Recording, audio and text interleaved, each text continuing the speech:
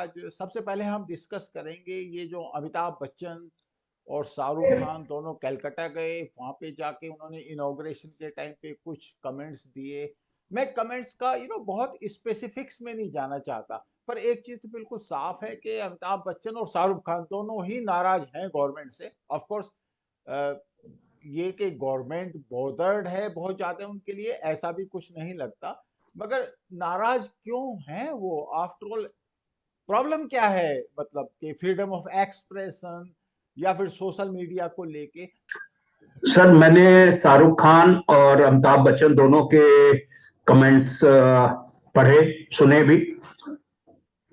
मेरे को सर कोई नहीं लगता कि जो ये सोशल मीडिया पर एक नैरेटिव चलाया जा रहा है पठान मूवी के बारे में, कि उसमें कोई भी सच्चाई है। मैं दोनों तीनों चीजें बताऊंगा डिटेल में। पहली बात तो ये है कि इसमें कोई शक नहीं कर सकता कि बॉलीवुड की मूवीज में सालों से एक मुस्लिम परस्त के नेचर पे देखा जा सकता है। इसमें बहुत सारे एग्जाम्पल्स हैं। मैं दो मेन एग्जाम्पल्स बताना चाहूंगा। एक दीवार मूवी का एग्जाम्पल है, जिसमें कि अमिताभ बच्चन भगवान से नाराज होते थे और भगवान के मंदिर में नहीं जाते थे, लेकिन वो 786 नंबर का बिल्ला हमेशा अपने सीने से लगा के रखते थे, और उस बिल्ले ने 2 बार उनकी जान बचाई। और जब तीसरी बार वो बिल्ला उनसे छूट गया तो उनकी डेथ हो गई गोली लगते। तो मतलब ये चीजें बेसिकली दिखाती हैं कि मुस्लिम के जो गॉड है वो ज्यादा ताकतवर है या ज्यादा वो है। दूसरा, इसी का मैं एग्जाम्पल लेना चाहूंगा, कुछ कुछ होता है मूवी के बारे में। इसमें एक छोटी सी बच्ची थी जो कुछ मांग रही थी, हिंदू बच्ची थी, और उसकी वो मांग पूरी नहीं हो रही थी। तो दिखाया गया कि जी जाके वो नमाज पढ़ने लगती है और उसकी मांग तुरंत पूरी हो जाती है। तो ये मैं एक बैकग्राउंड बताना चाहता हूं, क्योंकि बॉलीवुड में बहुत सारे राइटर, सलीम जावेद ले लो, बड़े बड़े हीरो ले लो, आप बड़े बड़े फिल्म प्रोड्यूसर ले लो, वो मुस्लिम रहे हैं तो उन्होंने ज्यादातर पिक्चरों में हिंदू किरदारों को गलत दिखाया गया है, और मुस्लिम किरदारों को बहुत ही रेयरली आप कभी मिलेगा आपको कि उसको गलत दिखाया गया। लेकिन अगर आप ये जो बेशर्म रंग मूवी का जो बेशर्म रंग सॉन्ग है, अगर आप ये सुनो, मैंने इस सॉन्ग को पूरा देखा और सुना। इस सॉन्ग में दीपिका पादुकोण ने 5-6 रंग की ड्रेस पहनी हुई है, जिसमें ओके। पीली ड्रेस है, ब्लू ड्रेस है, ग्रीन ड्रेस है, गोल्डन ड्रेस है, और भगवा ड्रेस भी है, या ऑरेंज ड्रेस जिसको आप बोल सकते हो, वो भी है। ओके। और वो बिल्कुल लास्ट में। तो मैं इस गाने के बोल को या इस गाने को किसी भी तरीके से भगवा रंग या हिंदू धर्म से जोड़ के नहीं देखना चाहता। ओके। गाना जरूर वल्गर है, इसमें कोई शक की बात नहीं कि गाना वल्गर है, बट ये सोचने की जिम्मेदारी दीपिका पादुकोण ने उसके हस्बैंड रणवीर सिंह की है कि अगर वो इतने बड़े हीरो हीरोइन हैं, इतने पैसे कमाते हैं, तो क्या उनको इस तरह के सॉन्ग पिक्चराइज करने की जरूरत है या नहीं है। और इससे क्या होता है कि जब आप बड़ी चीज होती है, जब आप छोटी चीजों के पीछे पड़ने लगते हो, तो आप जो बड़ी या मेन चीज होती है उसको आप डायल्यूट कर देते हो। जो शाहरुख खान ने कोई कुछ भी गलत नहीं कहा। शाहरुख खान ने बोला कि सोशल मीडिया पे अगर आप निगेटिव होते हो तो आपको ज्यादा पब्लिसिटी मिलती है। बिल्कुल सही बात है। अगर आप किसी की तारीफ करोगे, आपको मुश्किल से 1 या 2 लाइक मिलेंगे, 1 या 2 कमेंट आएंगे। बट आप किसी को गाली दे दो, देखो आप कितने कमेंट आएंगे। तो उसने जो बोला बिल्कुल सही बोला। इसी तरह से जो अमिताभ बच्चन ने बोला वो भी बिल्कुल सही बोला कि भाई freedom, liberty, freedom of speech होनी चाहिए, इसमें कोई शक की बात नहीं है, खासतौर पर फिल्म वालों के लिए। जब तक कि बहुत ही ब्लेटेंट कोई मतलब ऐसी चीज ना हो, one should not get into these smaller things. और मजे की बात यह है कि उसके इस स्टेटमेंट को बीजेपी वालों ने अपनी तरफ से लिया और टीएमसी वालों ने अपनी तरफ से लिया। बीजेपी वाले बोल रहे हैं कि भाई कलकत्ता में बोल रहा है, कलकत्ता में जब ही चुनाव जीते थे उसके बाद कितनी वायलेंस हुई, कितने रेप हुए, कितने लोगों को जलाया गया, तो कहता है वो अमिताभ बच्चन ही बताना चाह रहा था। और टीएमसी वाले जो है उसको बीजेपी के खिलाफ बोलने की कोशिश कर रहे हैं। तो मेरा ये मानना है कि ये जो कंट्रोवर्सी है, मेरे को नहीं लगता कि कोई जेन्युइन कंट्रोवर्सी लगती है मेरे को। ओके। ओके, ये बात आपकी मैं समझ गया। लेकिन इसमें एक पॉइंट है ना, चलो वल्गैरिटी वाला पॉइंट जो आपने बताया वो तो जो देखने वाले हैं वो डिसाइड करें, सेंसर बोर्ड डिसाइड करें। तो जनरली फ्रीडम ऑफ एक्सप्रेशन का क्या होता है ना, एक रिलेटिव सी टर्म है। और लोग करते क्या हैं कि दूसरे को फ्रीडम ऑफ एक्सप्रेशन देना नहीं चाहते, और दूसरा जब एक्सरसाइज करता है तो उसको बोलते हैं वो प्रोपेगेंडा कर रहे हैं, जैसे कश्मीर फाइल्स के बारे में हुआ। तो अब मैं एक पॉइंट पे आ रहा हूं, अभी हम बात करेंगे एक्चुअली राहुल गांधी के बारे में। जैसे मैंने आपसे कहा था, आज हम इस तरह के टॉपिक्स कहीं डिस्कस करेंगे। अब राहुल गांधी भारत जोड़ो यात्रा में है, राजस्थान में कहीं घूम रहे हैं, तो उन्होंने कहा कि चाइना जो है वो लड़ाई की तैयारी कर रहा है, इंडिया पे अटैक करने की कोशिश कर रहा है। और जो इंडियन गवर्नमेंट है या मोदी गवर्नमेंट है, वो बेसिकली इवेंट मैनेजमेंट में लगी हुई है, ये तैयारी नहीं कर रही है।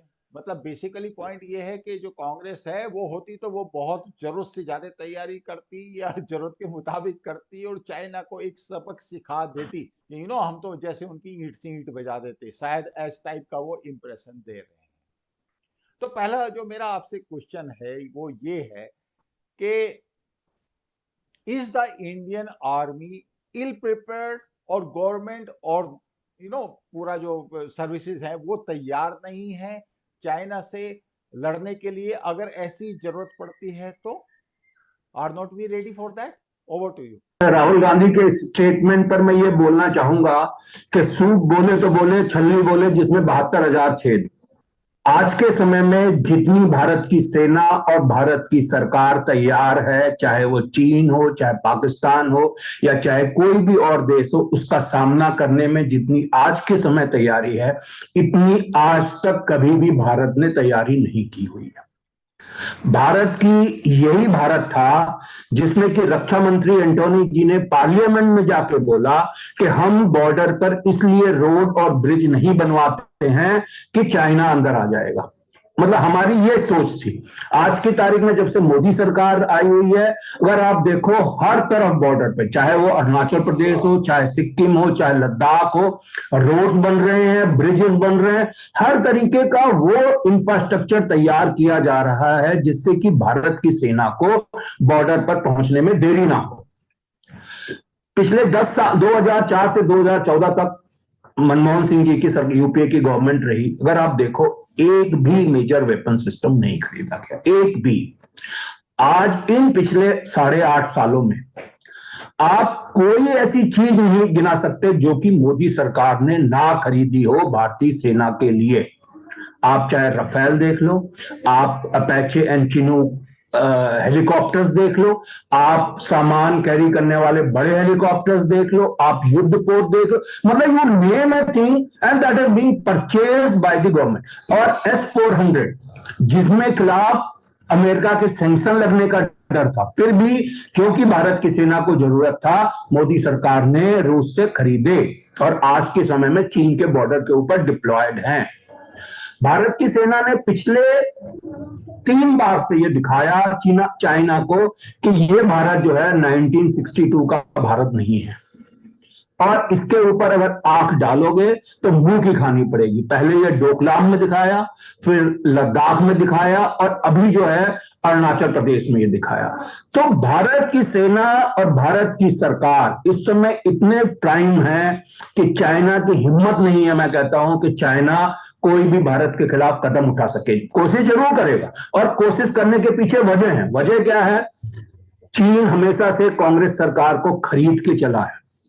अभी 1,35,00,000 रुपए तो अभी आपने सुना ही होगा, अमित शाह ने बताया कि जो राजीव गांधी ट्रस्ट में है उसमें चीन के दूतावास से मिले। 2008 में चाइना जाकर एक गुप्त समझौता साइन किया राहुल गांधी ने, जिसके बारे में आज तक कांग्रेस कभी बताती नहीं कि क्या समझौता था। जब डोकलाम इशू चल रहा था तो रात में जाके चुपचाप चीन के राजदूत से मिल रहे थे। और जब लद्दाख में हुआ, आप उनके स्टेटमेंट सुन लो, हमेशा स्टेटमेंट ऐसे थे जो कि सेना का मनोबल गिराने वाले थे। अभी भी कल परसों भी जो उन्होंने स्टेटमेंट दिया, उनका स्टेटमेंट ये था कि चीन की सेना हमारी सेना को पीट रही है। जो चाइना का थ्रेट है वो बिल्कुल क्लियर है, और मैं इसको अब 2-3 सालों से कह रहा हूं। उनका लद्दाख की साइड और अरुणाचल की साइड पूरा ऑफेंसिव प्रेपरेशन चल रहा है। प्रेपरेशन कोई इंकर्जन का नहीं है। उनका वेपन का पैटर्न देख लें, वो क्या कर रहे हैं वहां पे। प्रेपरेशन युद्ध का है, और हमारी सरकार इस बात को छुपाती है, सुनना नहीं चाहती, सोई हुई है, और इस बात को शायद एक्सेप्ट नहीं कर पा रही। हो क्यों रहा है? क्योंकि हिंदुस्तान की सरकार इवेंट बेस्ड काम करती है, स्ट्रेटेजिकली काम नहीं करती। मगर जब आप इंटरनेशनल रिलेशंस की बात होती है, जियो स्ट्रेटेजी की बात होती है, वहां पे इवेंट काम नहीं करता। वहां पे शक्ति काम करे। मैंने 3-4 बार बोला है कि सावधान रहना चाहिए, जो हो रहा है उसको समझना चाहिए। मतलब ये चीज हंसने वाली लगती है भारत के एक ऐसे नेता के लिए जो कि एक दूसरे नंबर की बड़ी पार्टी के नेता हैं और जो प्रधानमंत्री पद के उम्मीदवार रह चुके हैं पिछले चुनाव में और शायद अगले चुनाव में भी होंगे। इससे ज्यादा शर्मनाक कोई स्टेटमेंट भारत की किसी राजनीतिक पार्टी के लिए नहीं हो सकता जितना कि राहुल गांधी ने दिया है। क्यों? क्योंकि वो ये इसलिए बोल रहे हैं कि उनको तकलीफ होती है जब उनको पता लगता है कि भारत ने चीन को मुंह की खाने पे मजबूर कर दिया। उनको तो चाहिए कि भारत हारे, भारत की सेना के ऊपर लोग मरे, 2-4 बंदे मर जाएं, जिससे कि वो विधवा विलाप कर सकें चारों तरफ घूम घूम के। फिजिकल स्ट्राइक, मतलब आप सोचो कि क्या चीज नहीं की मोदी ने। एक अभिनंदन, हमारा विंग कमांडर पकड़ लिया गया, शाम तक पाकिस्तान ने रोते हुए शाम तक उसको छोड़ दिया।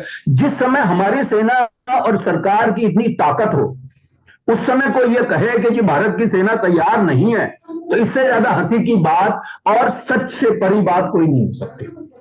ओके, कल कीर्ति एक बात बताओ, ये जो कांग्रेस के स्पोक्स पर्सन है पवन खेरा, उसने सिचुएशन को, जो आज की सिचुएशन है उसको कंपैरिजन किया उन्होंने कि जब 1962 में हुआ था तो लड़ाई चल रही थी, उसी बीच में पार्लियामेंट सेशन हुआ था, फिर डिस्कस हुआ था, नेहरू जी ने कभी मना नहीं किया, वाजपेयी जी ने धरना भी दिया, मगर ओपन डिस्कशन हुआ। तो अभी ये डिस्कशन क्यों अलाउ नहीं कर रही गवर्नमेंट? ऑफ कोर्स मैंने तो ट्विटर पे उसका जवाब भी लिखा है, that is a different thing, but I would like to know your opinion on this कि गवर्नमेंट क्यों नहीं अलाउ कर रही है? पार्लियामेंट में डिस्कशन हो जाए, अपना करते रहे लोग, क्या फर्क पड़ता है उससे?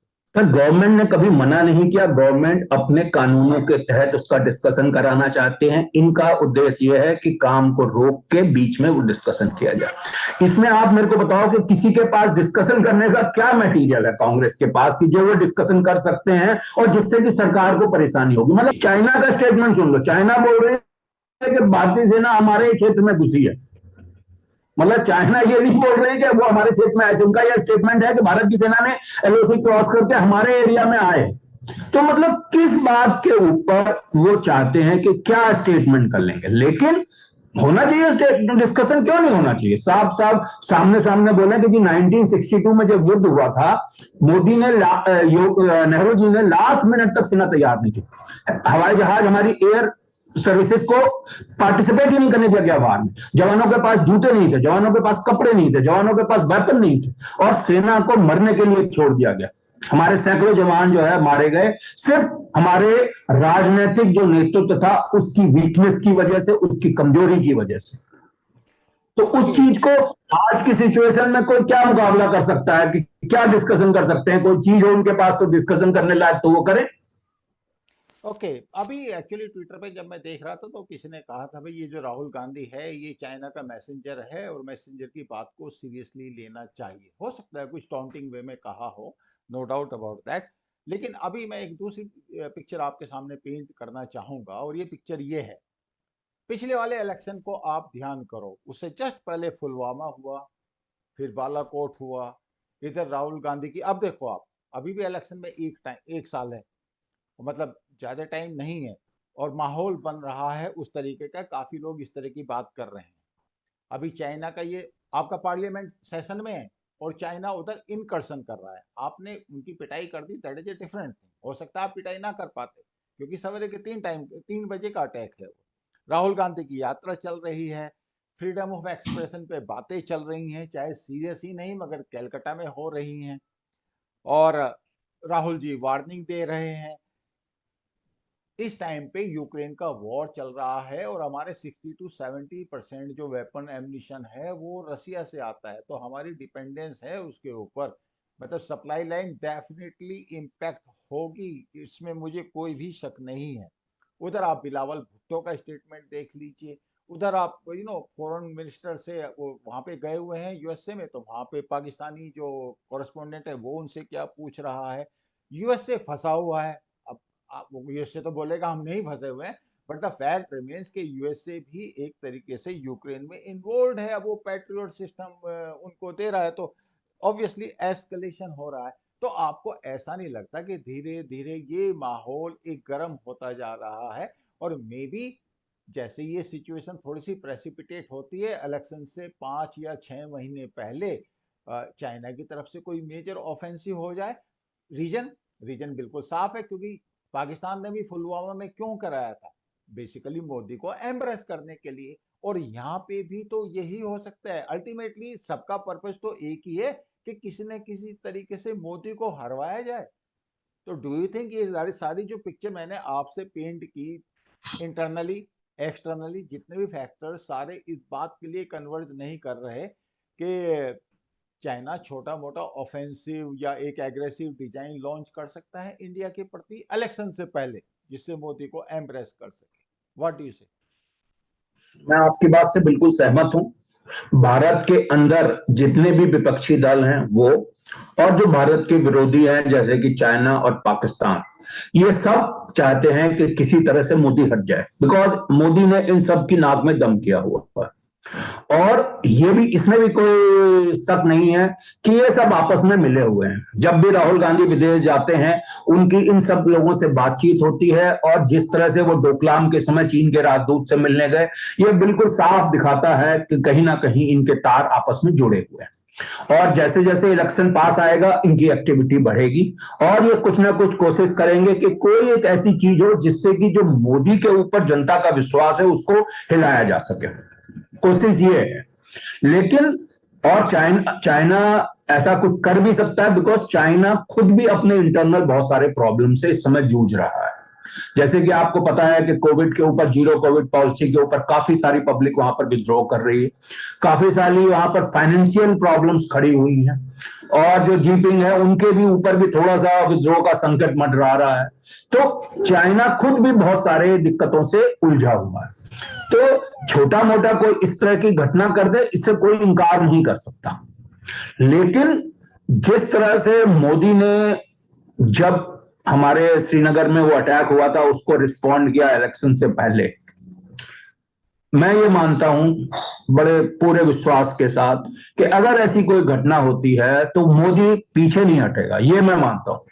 चाहे इसके कोई, चाहे लड़ाई क्यों ना हो जाए, पूरी फुल फ्लैश वार ही क्यों ना हो जाए, पर मोदी पीछे हटने वाला व्यक्ति नहीं है। सो चाइना से कोई भी देश खुश नहीं है।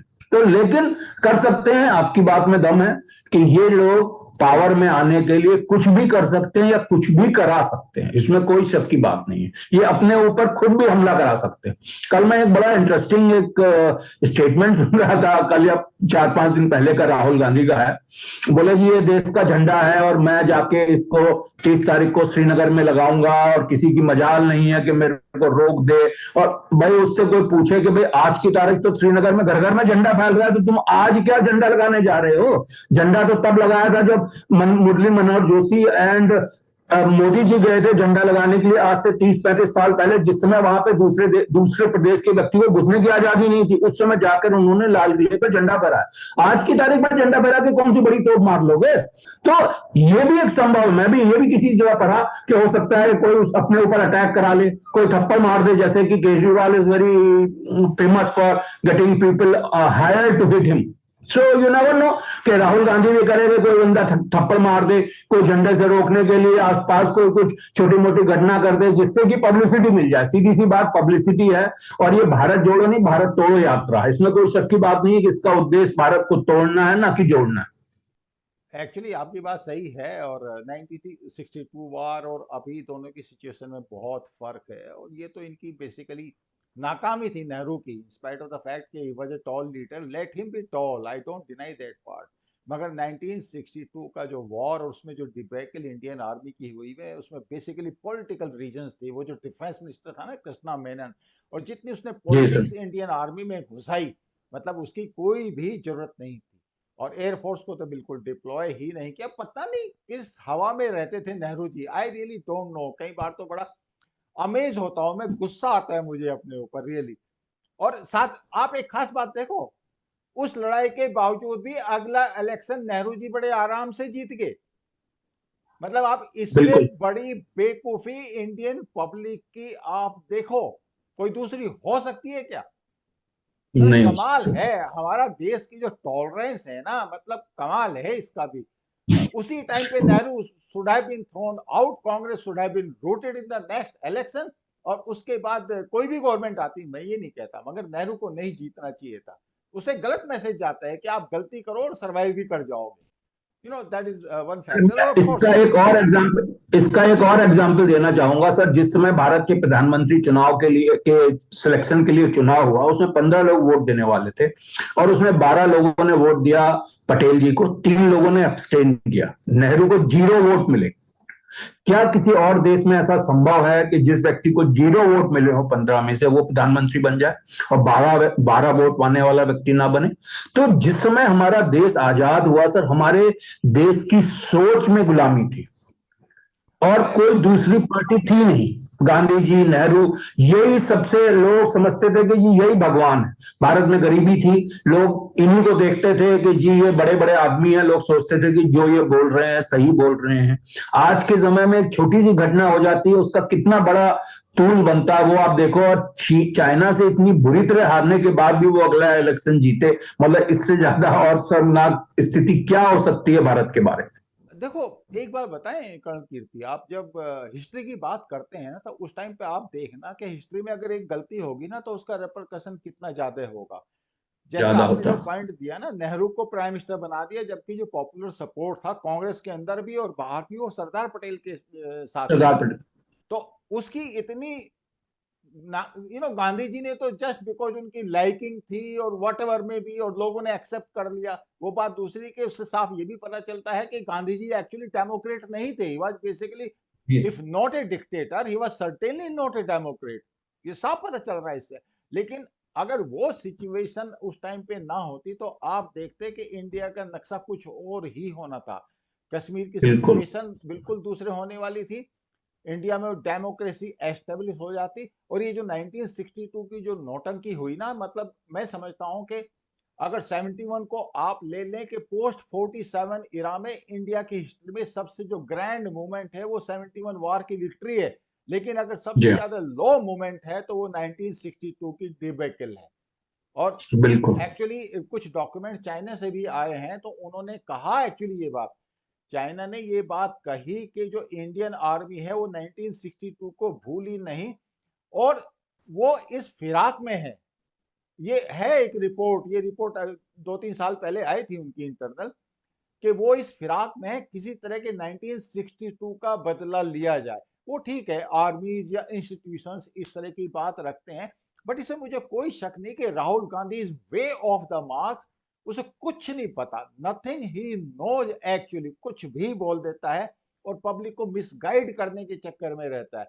I told you so. अरे भाई, कहता है मैं पिछले 2 साल से कह रहा हूं कि चाइना तैयारी कर रहा है, चाइना तैयारी कर रहा है। 2 साल से इसको कुछ नथिंग ही knows. I really don't know. मैं कई बार ट्विटर पे आपने देखा होगा, मैं लिखता हूँ, लीडरशिप को लोग इतना लाइटली ले लेते हैं कि सब लीडर बनने को तैयार है, सब इस कंट्री का प्राइम मिनिस्टर बनने को तैयार है। सवेरे से लेके शाम तक हार्ड वर्क जब करना पड़ता है, तब पता चलता है कि लीडरशिप क्या बिजनेस है। Anyway, Colonel Kirti, thank you so much. I hope you heard this conversation. Please like, share and subscribe. I will see you in next video. Thank you so much.